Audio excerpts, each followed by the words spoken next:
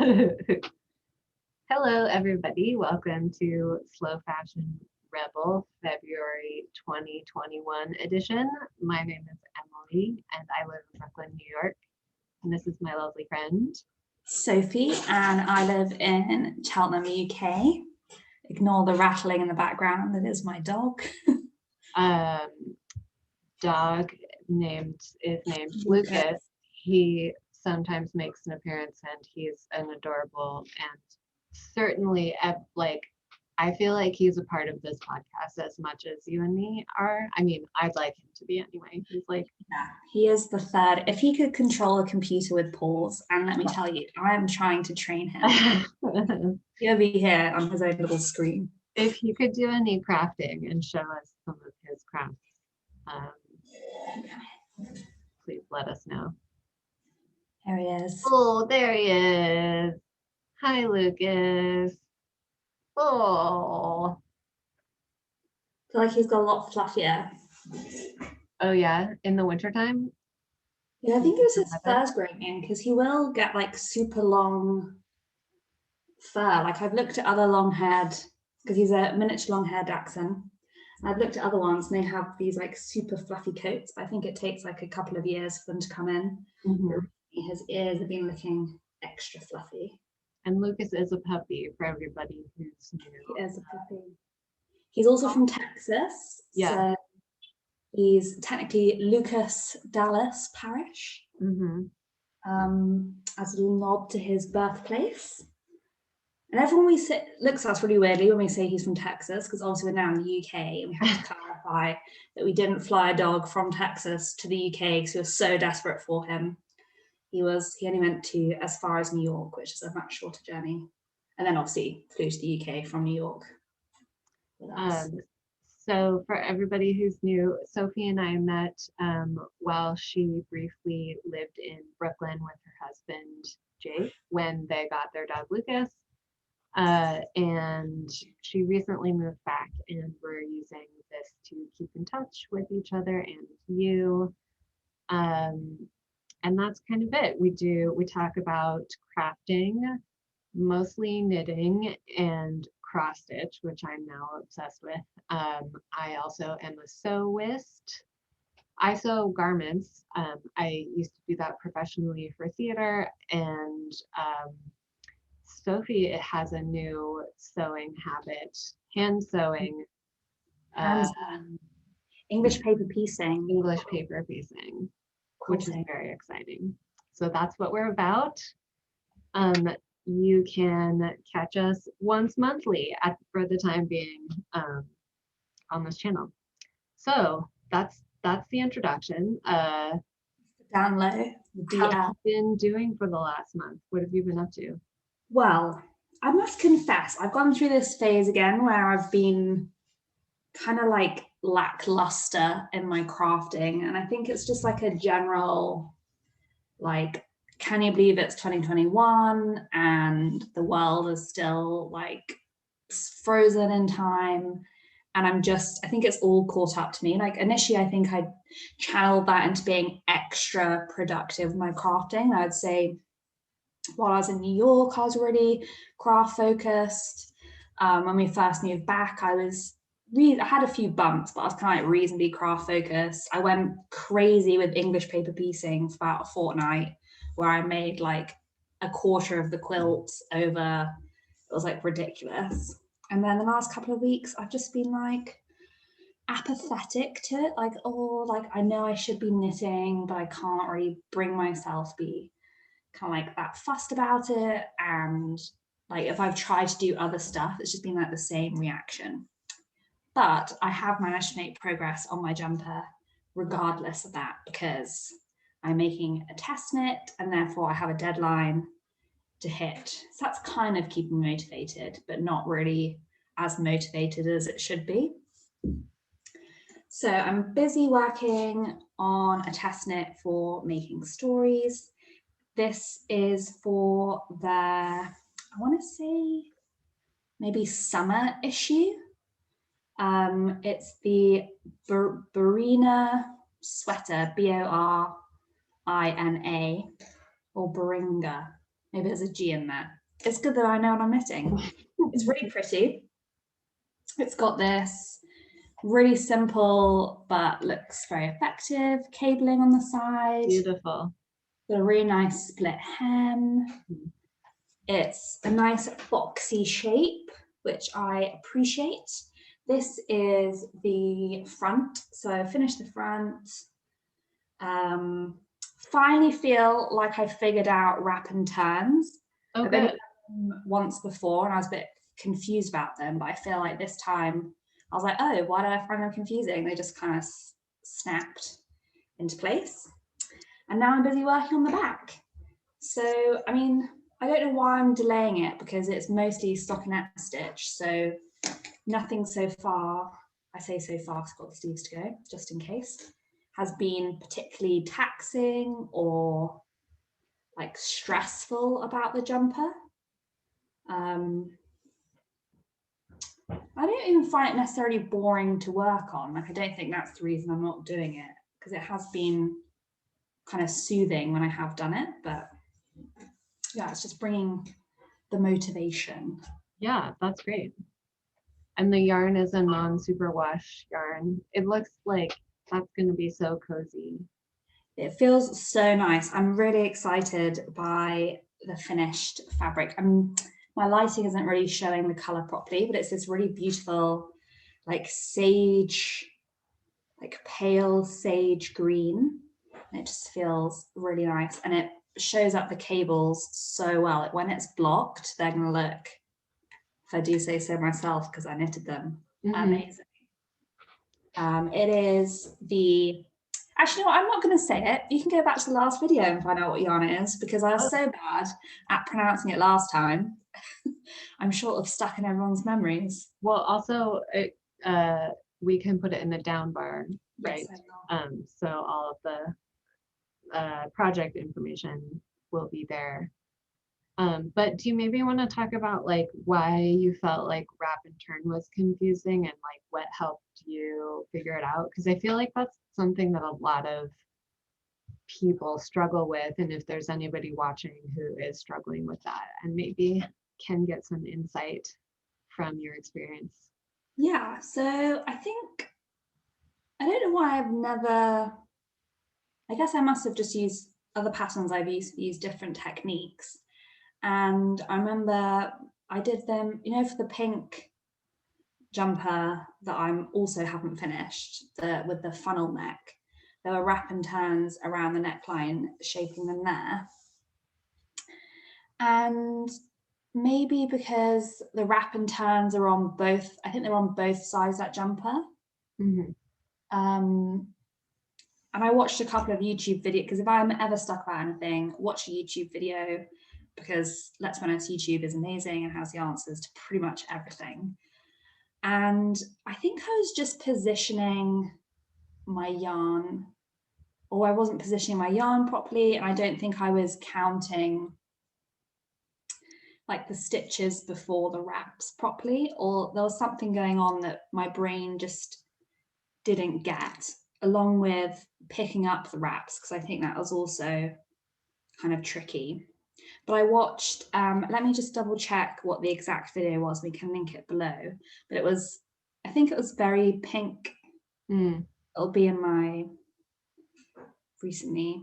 She's really, yeah, I watched Very Pink Knits, her slow motion wrap and turn.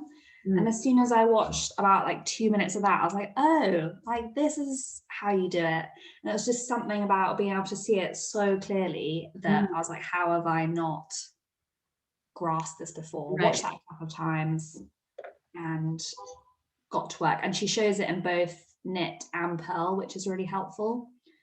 I also like her videos as well. Like, it's not loads of talking, there's not loads of music.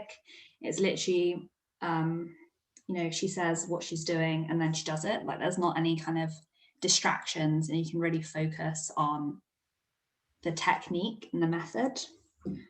So I would definitely recommend that video, and I'll add it to the description box as well. Sounds good.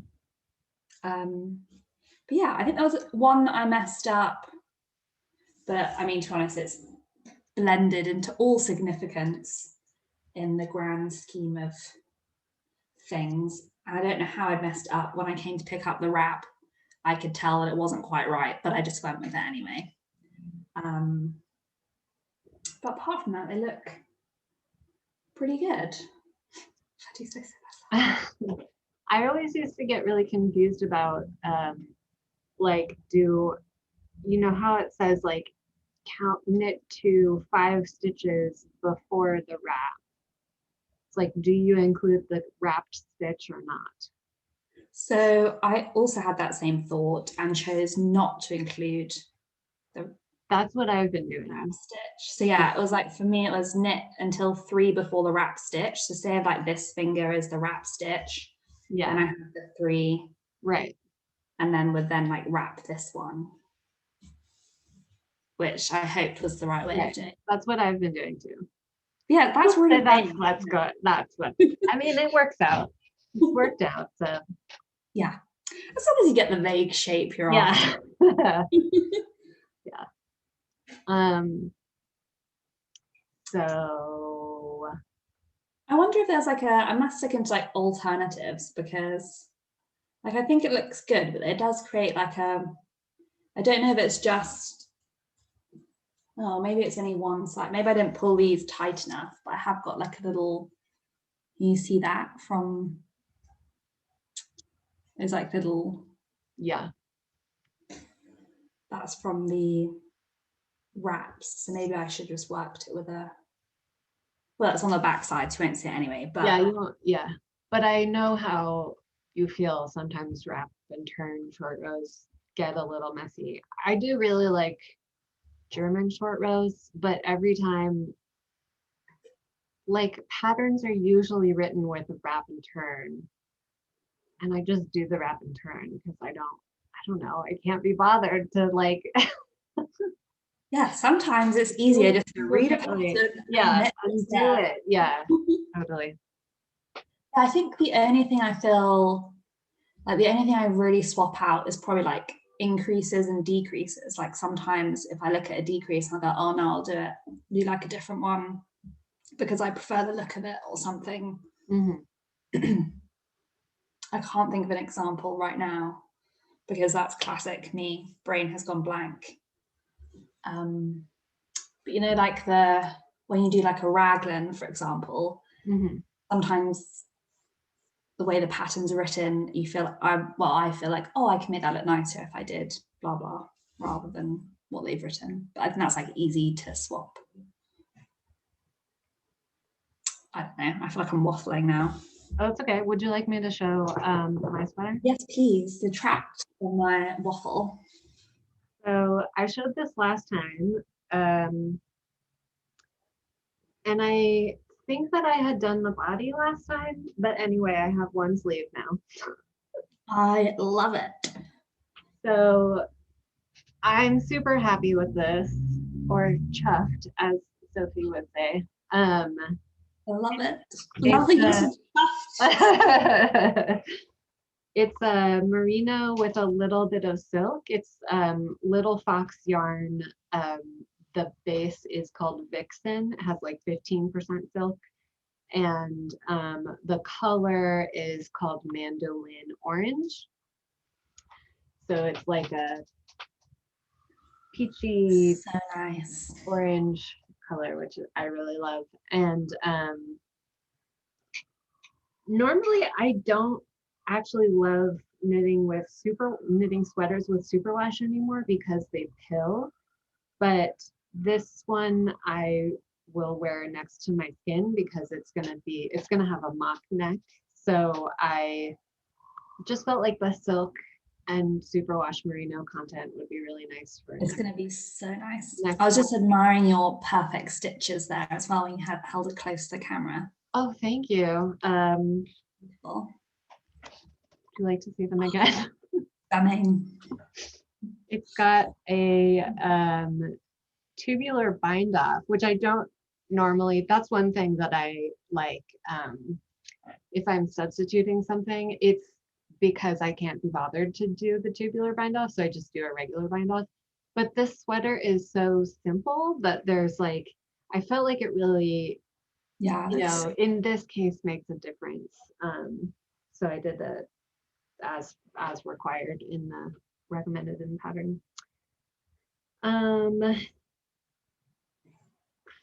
Oh, and I tried helical knitting. We talked about this before, but not on the podcast. I did the helical knitting technique, and it was interesting because like I watched one video, I think by Suzanne Bryan, and like it was not kind of the grocery girls helical knitting technique that I expected it to be, and it was not that good.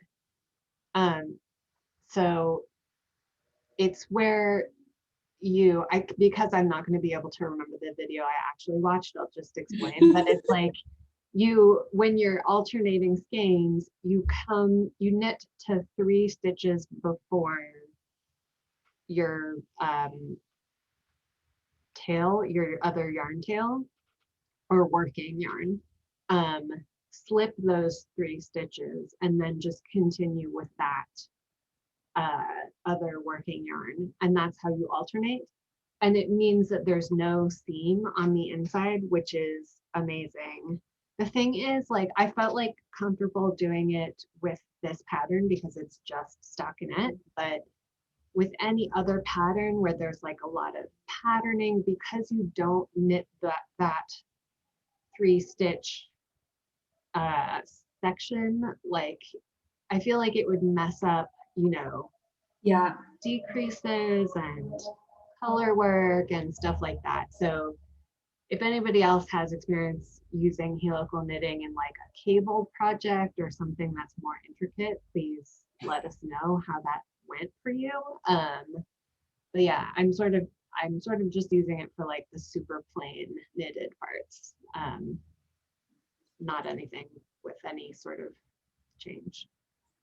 yeah. I'm trying to remember because I remember watching. I mean, the Gross Girls have spoken about it in quite a few videos. There was one particular one where they were talking about it, and Tracy was showing her love note sweater and said that she'd used it in that. And I can't remember what she said that she'd done about the lace section, because there's that lace panel at the top.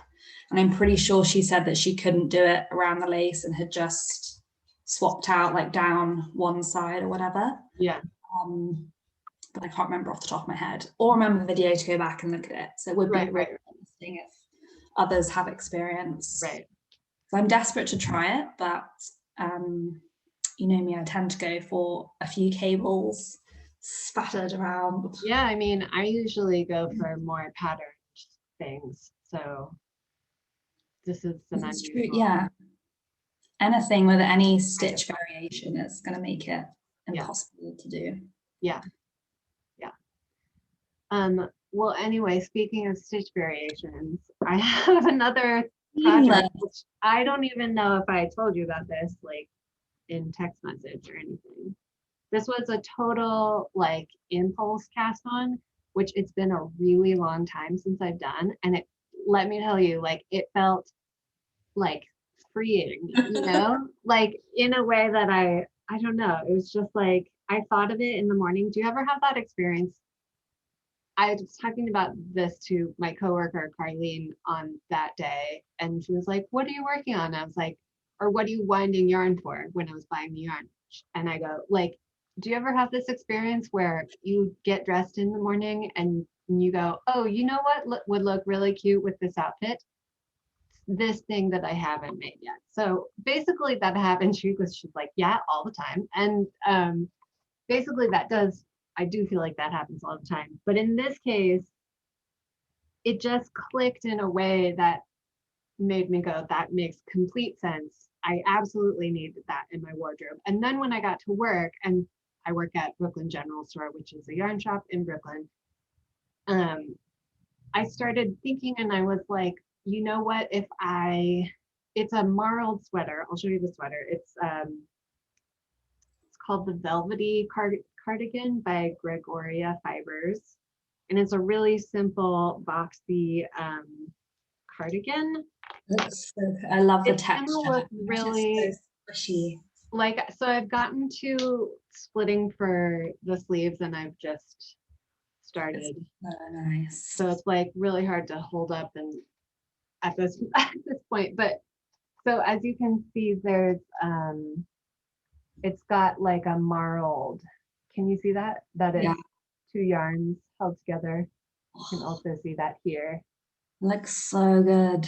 Thank you. So the yarn is, this one is tuku wool. The color is called Nila. And this one is Yoth yarns.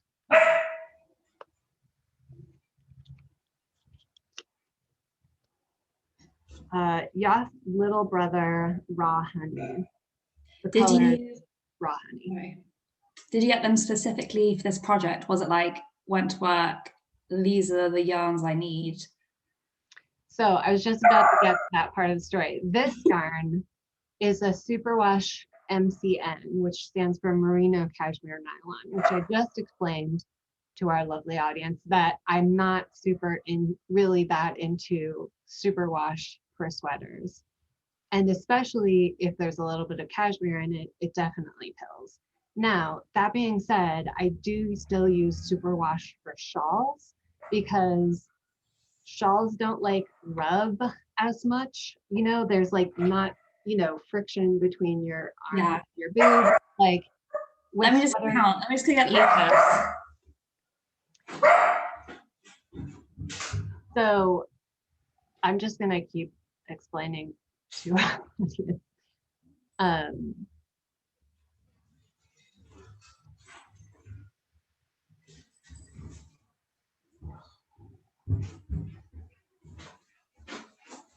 Sorry, it's busy bark. I couldn't hear anything you're saying. He really wants to be a part of the podcast. I understand. So I purchased this shortly after my cat Lola died. It was like a, comfort purchase because I wanted to participate in the Stephen West MCAL because I always have FOMO about that. But then I did like a little bit, which I probably showed on this podcast, and then decided, no, I don't want to do this at all. And so like 2 of these skeins were sitting around bothering me, because like it wasn't, I pretty like sometimes you have projects where you start them and you're like, oh yeah, I'm gonna finish that, and you like just never get back to them, but always intend to finish it. Like with this, I was like, my intention, and it wasn't like a decision. It was just like I observed that I had no intention to go back to it. So I was like, okay, I'm gonna need to figure out how to use this. And that was why it was like that it clicked for me, because I had this already. And then like there was another skein of this at work. And so I like put these 2 together and I was like, oh my God, that would be amazing. And so it just felt like a really easy way to justify an impulse yarn purchase, because if I'm gonna use, like, it's gonna help me use something up that's in my stash, like that's one of my like buying rules. Like if it helps me, I 100% agree. if it helps me use something else up, then yeah. I think it's also really brave to acknowledge, like, you know what, this whip isn't going anywhere. I'm not going to work on it. I'm going to take that yarn back and use it for something else, because a lot of the time, like, I know, like, if I have that intention, I still just leave the yarn where it is and be like, oh no, maybe I'll do back to it. It's like, actually, Sophie, just be honest with yourself. Be like, I'm not going to knit on that anymore, and just reuse it for another purpose. Thank you. I really appreciate you saying that. I definitely am not that way with everything. Like some things I'm still like not emotionally willing to let go of the idea of it, even though I'm not willing to work on it. But this was not one of those things. I was just like really easily able to let go of the idea of that shawl. And you've got such a beautiful cardigan coming. I can't wait. Thank you. One last thing I want to say about it is that I really, really love the effect of blending a superwash with a non-superwash yarn, because it has sort of like I did that with another sweater of mine, another marled sweater of mine, and like I love the way it feels. It mitigates the effect of pilling a lot with the superwash, and it also lends a little bit of a drape to the non-superwash, which can feel like Yeah. puffy or some, on your body. So if anybody like has superwash in their stack that they need to use up and don't want, don't necessarily love knitting sweaters out of it, I definitely recommend blending it with. I mean, even if you do like knitting sweaters with superwash, I just recommend you try like blending a non-superwash and a superwash. Like it has a really nice feel. The fabric ends up really nice. You've convinced me. I'm gonna try it. Yay! Because I mean, Right. I definitely have stuff in my stash I need to use up. I have one thing to show you, which you've already seen, Emily, but I'm going to show everyone else because I'm pretty chuffed with it. Yay! And that's my loaded baked potato stitch marker. Ooh. So this, Right. so I guess I should say, so at Christmas, when we did our, what's it called? Advent calendar swap. So we did it with, so Emily, our friend Jacqueline, who she's changed her YouTube name now, hasn't she? So it's now Jacqueline Salem. Oh, I think so, yeah. And then Emma from the New York Year. So we did an Advent swap. And one of the things that I got in a parcel from Jacqueline was a cider donut stitch marker. I'm rattling, I'll show it to you. From Sucre Miniatures, which I'll link below. So this is one I got at Christmas. It's also the spark. And this, of course, sparked, and it's weird because I'm not usually one for big ornate stitch markers. Like I'm a huge fan of, like the sort of bobble safety pin ones. Because I find them lighter and they don't interfere like with my stitches. But you know what, something about this just appealed to me, and I was like, yeah, I'm gonna have a look at what else she has, because you know what, she gets you in with a little 15% off code on the card, and I thought I'm gonna use it, why not? So of course, when browsing through her website of all sorts of things, what appealed to me but the humble loaded, you probably can't see it that well. So cute. It's a loaded baked potato complete with spring onions, a knob of butter. Basically, it's a delicious mouthful. And it's good. And anyone who knows me knows that I love potatoes. They're probably my favorite food group. I know they're not really a food group, but I love potatoes so much. They actually made it into my dad's speech at my wedding. As in, oh yeah, how brave of Jake to take Sophie on with her second stomach of loaded, where she loves potatoes. That's for potatoes. I'll have to find you a copy of his speech because it was very funny, actually. He did a good job there. So I just thought this was so cute, and I just had to share it with everyone. It took a while to arrive because everything's handmade, but I, bought it knowing it was going to take ages. And then it was a complete surprise when it arrived the other week, and it just really made my week, and it's brought me a lot of joy since then. Aww. So yeah, I would definitely check out her website if you're looking for adorable food-related charms. May I show something a little thing that I got?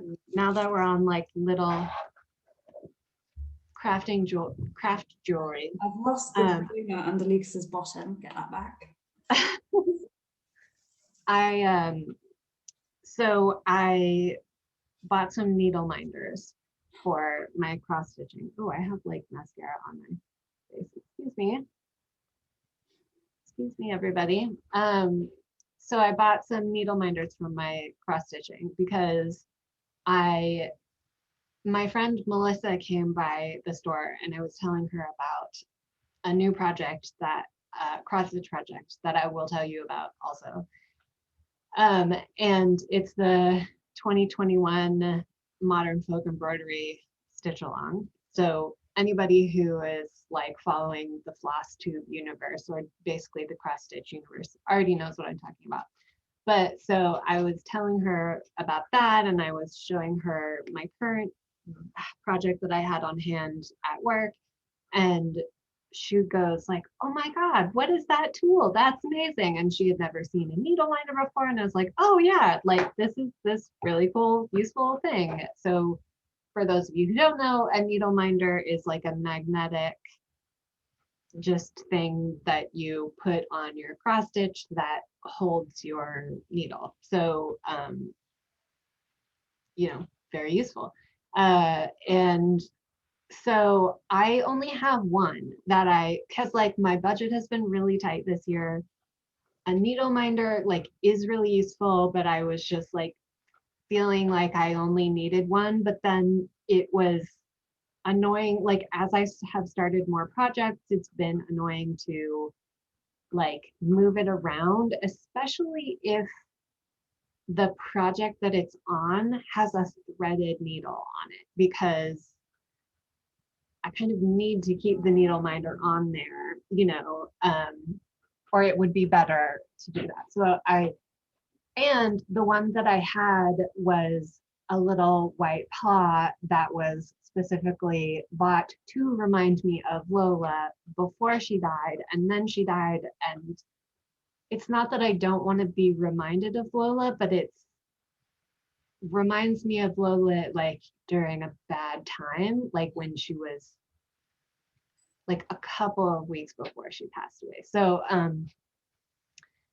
anyway, it just like made me sad, and I didn't want, you know, something that I bought like specifically to remind me of her. I didn't want it to like be this negative thing. So I just decided for my mental health, and also because it's they're nice to have, to buy a couple of more. And I'm deciding to just like put that one away for a little while and like bring it back out when I don't have all of this like sad feelings attached to it any longer. I don't know. Maybe I'll never bring it back out. Like maybe that's okay to just put it away. I don't know. We'll see what happens with that. But anyway, I went to Etsy, and there are a lot of really cute needle minders for rather inexpensive. But I ended up getting a couple from this shop called Unhitched Stitch on Etsy. So this is one of them. Needle minder. Like, So beautiful. yeah, an old brooch. You're gonna like this one. This is another one. Oh my God. It's like magic. Yeah. Like a blob of magic on your. Yeah. So I love this one, obviously, So for obvious beautiful. reasons. And then the last one I also love. This is my Modern Folk Embroidery Oh my God, you've done so much already. project. It's beautiful as well. It's like a brooch. Yeah, I think it was a pendant, So because it has this, but it's a daffodil, which I've always sort of associated with me. It's like my flower. I mean, I think roses, like garden roses, are my favorite flower, but like daffodils are usually the first to bloom, and they bloom around my birthday, which is the first day of spring. So I've sort of always like they have a special place in my heart. And so that was what, and also just like vintage jewelry is very special to me. and they're So quite joyous flowers as well, like the trumpets. They're kind of like yeah, spring yeah, music. yeah, yeah. So you may notice that my wall is a little bit more decorated than it was last time. And you also, if you've been watching this channel for a little bit, you may remember that with my pandemic sampler, I had a really epic struggle with color. So for this one, I decided to just pick, there weren't many fabrics left. This is 36 count Relic Edinburgh linen from Picture This Plus. From Picture This Plus is the brand. 123 Stitch is where I got it. And when I did the pandemic one, I just like planned it all out in my imagination ahead of time. And then when I got it home, it just like didn't look the same. So that's sort of why I feel like I've been struggling with it ever since. But this time, because of that experience, like what I decided to do was just get a color that I kind of liked. And I knew I wanted it to go with all of this stuff. So I put all of this stuff up and then decided on the floss color. So I just like purposefully did not like get attached to a floss color ahead of time. So I'm gonna go here. I was about to say the color is perfect as well. Thank you. Especially the floss color. I think it'll look really cute. Yeah, it looks really good. It brings out, it kind of like ties so many different elements together from your wool. Exactly. Yeah. And you've stitched so much on it, Emily. Thank you. I love this.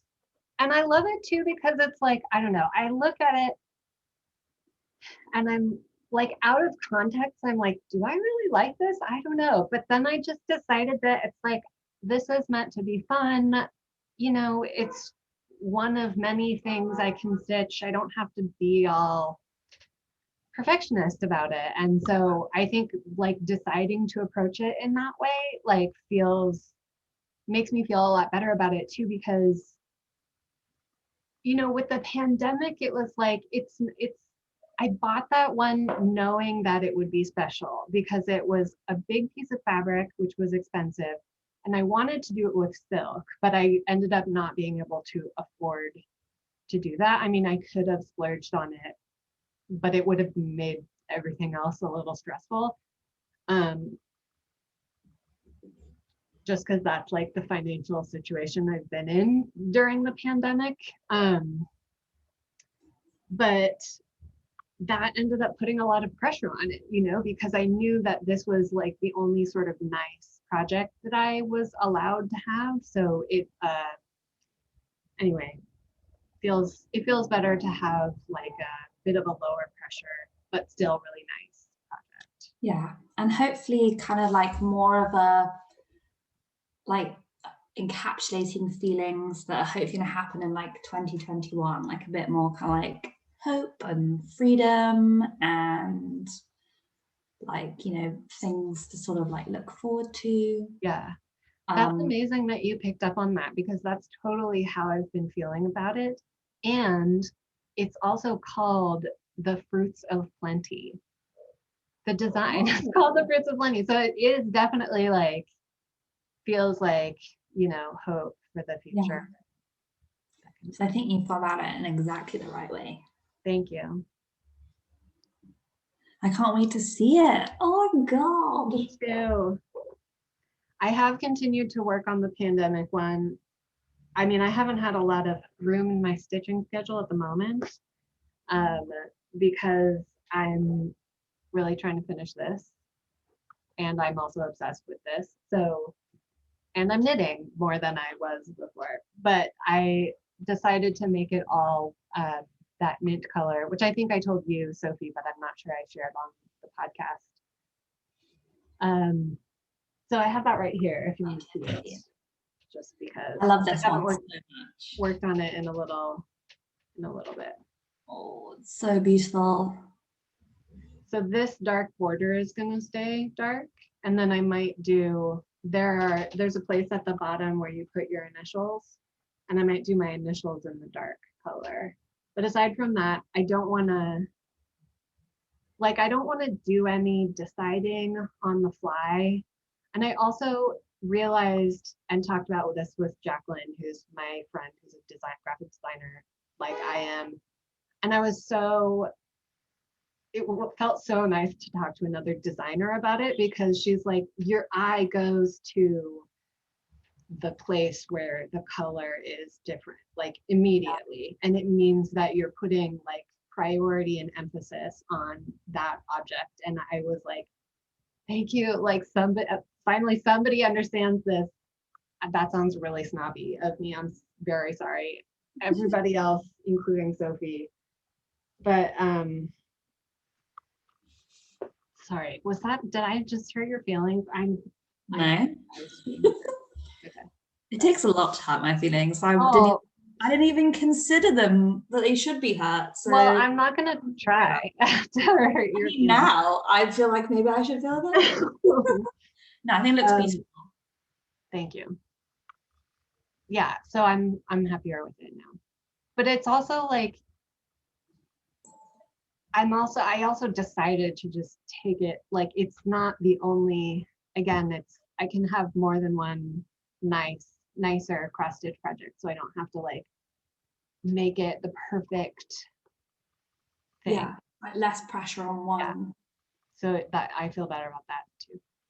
His patterns are so nice as well. I definitely need to get back into cross stitch because I do have one of his designs picked out. I just need to get round. Oh, really? Yeah, I can't remember what one it is now. So this is Long Dog Samplers, which is a woman who lives in the UK. This one is Modern Folk Embroidery. I should say Jacob Craft, my crush. Did you get in touch with him? No, I have nothing to get in touch with him about. I am a huge fan. I am in love with you. Can I please move it to Norway or wherever you are and just be your biggest fan? Our friend Calvin in the Knit Night chat group was telling me that I really need to reach out to Jacob DeGraff, Modern Folk Embroidery, who I absolutely have a crush on, and talk about like almost every time I chime in on our chat. You're just, a big fan of his work. Yeah. No, you have floss crush. Yeah. I'm trying to think of like a craft crush. Yeah. I'm gonna think of something like a little catchy phrase to encapsulate it. Like I definitely have those as well, so I can totally understand it. But you're right, like if I think about reaching out to like one of my craft crushes, I'm like, oh, I love you. Right. Yeah. First of all, you're nervous. And it's like, and then secondly, it's like, what else do I have to say besides like, you're amazing. You're amazing. You're really good at your job. Yeah. I think you're really smart. No. You've got a sure everybody would love to hear that, but which one do you have picked out of his? I'm gonna find, I don't know, I literally have it saved. In fact, let me grab my iPad because I think I have it saved on there under like bookmarks. Lucas.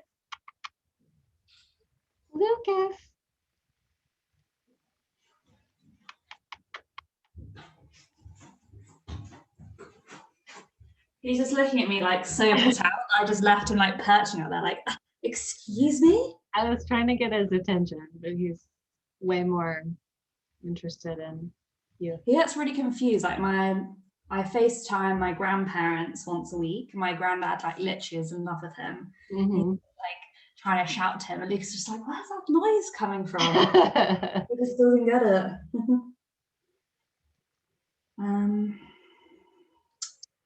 Is it on here? Or maybe I've saved it on here after I've run away. Let's see.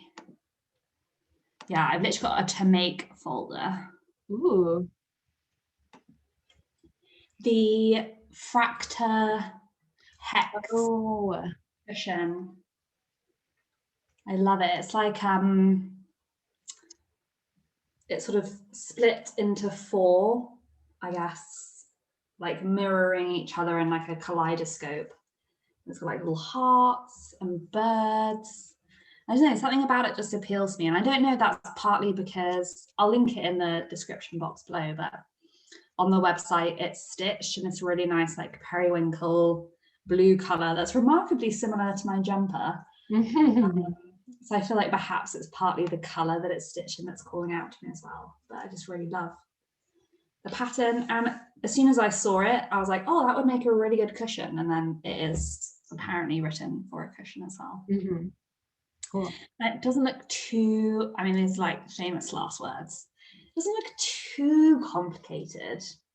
As in, it's definitely not as involved as some of his other patterns. Right. I mean, comparatively, I really like working on monochromatic stuff.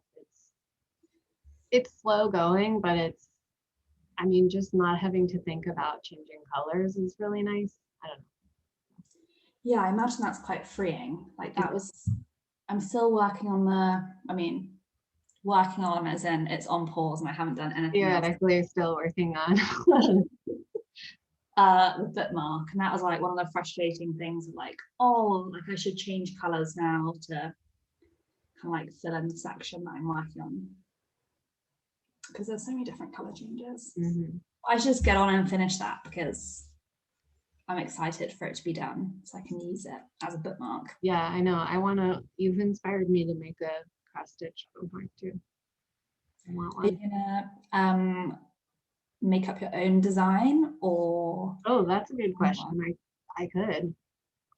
I was gonna try and find one, but I haven't really found any. Sorry, you like slipping inside my ears, and I just realized I was on the internet and probably shouldn't share that. No, it's okay.